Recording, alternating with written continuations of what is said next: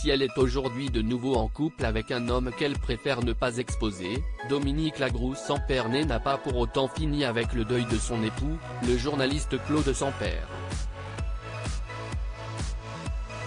Régulièrement interrogée à ce sujet, la jolie brune qui va bientôt fêter ses 49 ans parle de ce drame sans tabou malgré la douleur encore présente.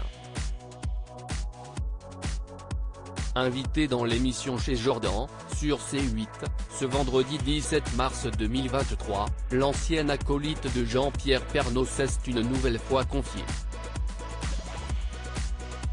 Son deuil, Dominique Lagrousse-Samperne en a parlé dans un ouvrage intitulé Après l'orage et paru en novembre 2021 aux éditions Flammarion.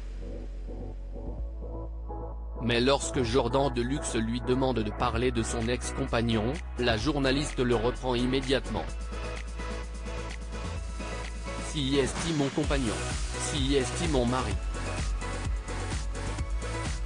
J'ai toujours son alliance évidemment, a-t-elle précisé d'une voix douce et avec le sourire. Si est-il d'ailleurs toujours avec cette même expression sur son visage qu'elle révèle qu'elle ne pourra jamais faire son deuil. On ne fait pas son deuil. J'ai mis à dire qu'on fait la cuisine, qu'on fait ses courses, qu'on fait l'amour, mais on ne fait pas son deuil, ça veut rien dire. On continue, on vit avec et on s'accommode de la mort dans la vie. Point, donc voilà, je ne refais pas ma vie, je la continue, a-t-elle expliqué.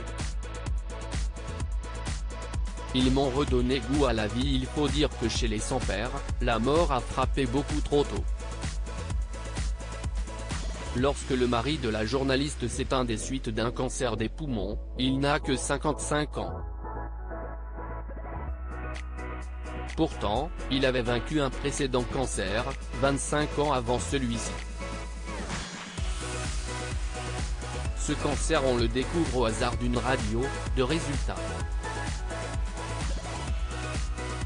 Vous savez Claude avait déjà eu des cancers. Celui-ci est apparu 25 ans après le précédent. Point, mais cette fois-ci il n'a pas réussi à le taper.